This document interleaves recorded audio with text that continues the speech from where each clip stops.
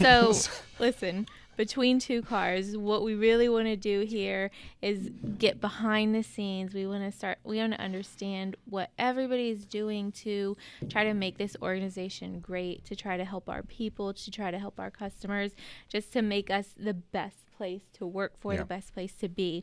And so really exciting news that you are, transitioning up into this CEO role. It's really, really cool. Thank you. Yeah. I'm excited about it. I love the direction our company's going. It's really been cool seeing the growth over the years. I imagine you feel the same way, just being able to watch everything happen. For sure. So how long has this kind of transition been going on behind the scenes? About a year. How did it come about? Do you remember, was it Mr. Hudson? Was it who had the idea? How does a conversation like that just come up? I went into Mr. Hudson and said, I want your job. Capitulate. I'm here for your job. No, of course, it came up from David, who, as Faith said, we've been in constant evolution, right, for 10 years. I mean, I came to work here 10 years ago, quote unquote, to help him run the business, him being David. And so, starting there, there was 4 of us in the corporate office. The group had just gone from 4 to 7 dealerships. And so it's been constantly since then reshaping ourselves to fit the current moment and maybe a little bit down the road. And that's how this happened, is David going, look, they're really in these roles. You guys know, he's not going to the house or anything. We're kind of taking a couple of roles and splitting them up among 3 people because they've become not really manageable. Yeah. At this size. Yep. And what excites you the most about these changes?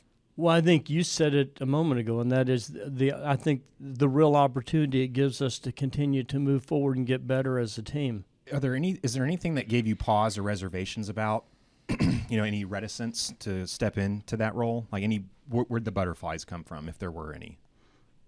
You mean other than my advanced age? Am I supposed to I laugh? could feel that. I could feel that in the question. Staring into the eyes of an ageism suit. Because I asked you the week before if you were about to retire. She said, you're retiring. Oh, yeah. Because you thought something was coming. Yeah. Oh, she sensed it. Yes. Well, wait a second. I feel there's something in the air. You're retiring. Something is changing. And so then, that makes, well, wait a second. Actually, what it is going to, the fact that was your first guess is going to make the answer even scarier. Okay. The most honest answer would say no. There's really nothing inside of me that causes pause or reservation. But again, people are overconfident all the time, right? I feel like it's going to be a great thing, but it's not because I think I'm great. I really do live and operate with a belief that I'm not the one controlling things, that God's in control, has plans, and that we're living those out. And so I'm genuinely pretty excited when there's change. And, okay, we're on the move. Something's happening. Yes. And that's how I feel about this, that I'm so grateful Faith didn't follow up with, well, how do you see the team getting better? Yeah, really. I wouldn't have blanked on that, but I'm just saying. Yeah. I don't live with the sense that I have to know the answer to all that. I'm surrounded by a lot of smart people, and we're all going to put our heads together. And because there's more resources, we're going to have more opportunity, and we're going to do what well-intended smart people do, and that is we're going to leverage that into actionable things that make us better. Cool. What I love the most about our organization is the tremendous smart, really smart people that we have brought on board. I don't think there's anywhere else that could like match kind of our business acumen and like, you know, I don't know, the character. So just everybody that's around us that I get to be around every single day has so much character and is just so smart. I feel like I can learn so much every single day, which is cool. My favorite thing. I would agree with that as someone who never feels like, who always feels like I'm in the back of like the IQ bus, like in whatever room I'm in. You know, it's like, which is cool because being with people who are more advanced than you, have higher acumen, different things, it just does make you better. I mean, it just, you know, you're not in a disposition of just static, you know, you're growing, and like, there's so many like really smart, interesting, like moral, cool people. You know, I don't think I was expecting that when I came over from CarMax like 3 years ago. It's like that element. I just want to point out that I know that Faith knows this because she's been a vital part of it. I say it all the time to put a feather in my own hat, but you know, Faith has been along for the entire ride. She joined me a month after I came to work here, so she knows this to be true, and that is that it's when you said about being surrounded by those kind of people. I think especially at some point you reach a level of momentum with creating a culture that it kind of takes on a life of itself. And I think the secret sauce is the humility, is the fact that who is it that has the famous quote about how much you can get done when nobody cares who gets the credit? I don't know. that's a good one though. But yes, I've heard it. But in that statement, you know, Terrence can put it in the bottom of the screen and edit. is this underlying tenet of humility, right? Of saying, look, there's a whole lot of good that can happen when everybody's not being territorial and political and, you know, analyzing everything through the lens of, is that good or bad for me? Yeah. And I think within our organization, and I think that, you know, you've been you've been an important part of a fabulous story at Carvendi. Yeah. And I've watched with Carvendi as, look, we just run across other talented people who could bring something to the table that get added in, and all of you all reposition yourself slightly to make that work because you're not sitting around going, wait a second. Yeah. Is Burnell trying to... I think they're trying to force me out. Right. And I think that exists throughout the organization, that, you know, I get to tell people, I was talking to a couple of candidates that are interviewing with us throughout the organization that are working for competitors currently, and I've just had these conversations yesterday via email where I reminded both of them of something I say all the time that is a real luxury, and that is, look, I'm just trying to help you find the right door, and then once you're inside, everybody creates their own path. Yeah. And that's cool. And you know, that wouldn't happen if we had a bunch of people that were selfish or consumed with themselves that were at the top. They'd be protecting theirs, and the behavior is much more political in most teams. Yeah. Everyone seems really generous with what they know, too. You know, a lot of times, like, I can't share what I know. I have to silo myself off because if someone else knows it, I don't have as much worth. And there is not much of that at all. In fact, I don't think I've ever seen less of that than here. And it's unusual in the best way possible. Yeah. So. And it's all, you know, again, I just want to make sure you understand. First of all, I'm not taking any credit for that. I'm saying that's what makes our potential so great. And if I were giving anybody credit for that, it would be David and his father. That's cool. Anybody that knows Greg Hudson knows that he's an incredibly humble man. And while it's his father that actually founded the business, Greg ran it for his lifetime, then handed it off to David, and more importantly, parented David. And did both of those really, really well. He raised a great person and then did a great job of handing off a business to him where this was, I think, the dominant characteristic. Yeah, agreed. That's really cool. And it's cooked into the DNA at this point. Yes. And so coming into this role, there are, you've talked about 4 pillars, right? So these are the 4 pillars that you want to focus on specifically kind of moving into this new role and prior to moving into this new role. These are the things that were important to you. And so you really transitioned us into that first one, which is employee culture, right? Mm-hmm. And so if you had to describe the culture of our organization, what would it be? So just talking about it from the perspective of that first. Right, the first pillar.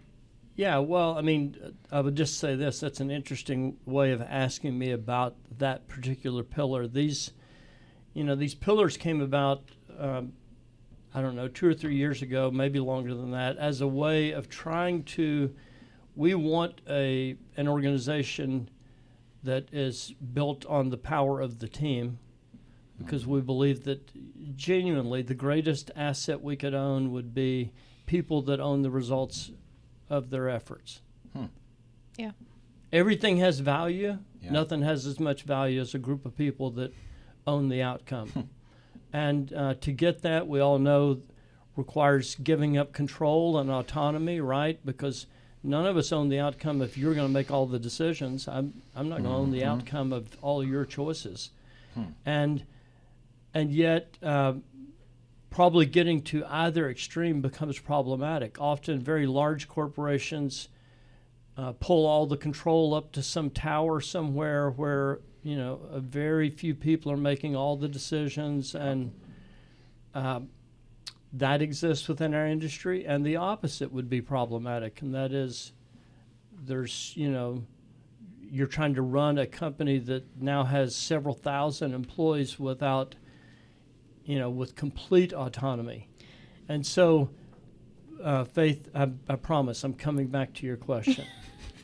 And so I'm tracking. This was meant as a way of finding the balance in the middle and saying, you know what, we're going to expect that every store, every team within every store, every leader within the organization line up with these 4 pillars.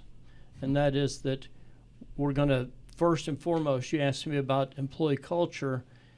I always talk about them in a particular order because I think that they must be done in this particular order, and that is that you first must have the right culture. And while there's KPIs that we use to measure that would be, retention and turnover type stuff, Yeah. it's not as simple as that, right? Yeah.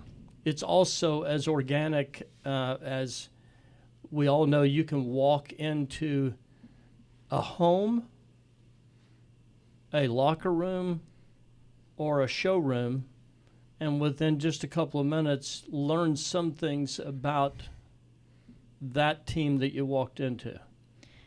And their behavior, the way they treat each other, Yeah. what some unspoken rules might be. From Jump Street. Right from the go. So I think, the culture where I am, so in our corporate office, is something that I don't think that you can find in most places that you go. And I think that the same goes for a lot of our stores. And also, the bigger we get, the harder that gets to control, right? It's hard, the less you're able to control it. So how do you consider the trickle down method, right? Like how do you make sure that happens, that what we see and what we do here and the character that we require here happens at the store levels? Yeah, well, first I just want to say, to the previous question, I said I would answer it. You did. Did I answer it?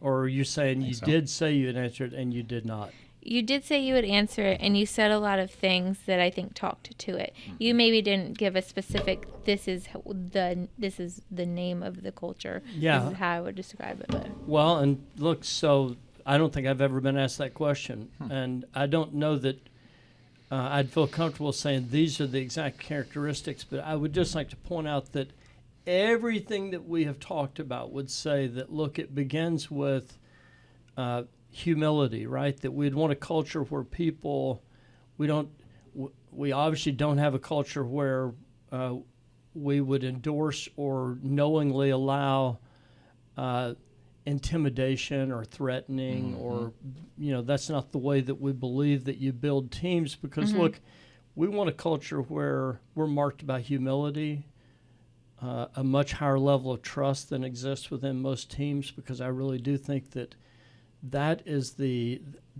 power. Faith, Caleb, this is going to be, I just found out today you're not a sports guy. That's correct. Faith is a major sports person. And so every sports person knows that we get to talk nonstop about teams' chemistry. Yeah. And, regardless of what they say, really, I mean, in any sport, in any business environment, that chemistry or culture that people are talking about, it's trust. It's how high is the level of trust within this organization. In football, the magic chemistry is that quarterback's never worrying about whether that tailback that's supposed to be protecting his backside against that speed rusher is going to be there and do their job or not, right? He's worried about that. He can't throw the ball. And I think that, we want to have teams where they feel like they are trusted enough by the organization and those that they report to, that they empower them, they allow them to make mistakes. It's a place that's safe to fail, and that people on the team trust each other enough to do those same things, to be honest about that, to say how could I do this better, and for it to be that kind of place where people, certainly I think personally that laughter needs to be a big part of it. That in a culture, people need to have fun. Yeah. We live in a business where we expect people to have work-life balance, because I just don't think that you can have a great team full of people that are miserable or feeling like they're letting down the people that they love the most and that love them the most. Yeah. I don't know how you're supposed to build a good culture with someone living with a stomach full of regret. Caleb wants to pitch a marketing idea to you. Oh, okay. This is why you brought me on. Got When it. I was 14 years old, I thought was the coolest marketing pitch angle for Toyota Tacoma. Ready for this? Oh, I like it. I hope Toyota is watching right now. I was called in to babysit this baby. Like, I'm 12 years old. Like, I can't have a imagine baby a 12-year-old baby with my child. There's fireballs shooting out the window of the apartment building. This stranger, I don't know, this person was like, "Let me take the baby," and I was like, "Okay." And I gave You it to just him. handed the I'm baby 12 years to old. a stranger? Yes. Oh my What kind of babysitter were you?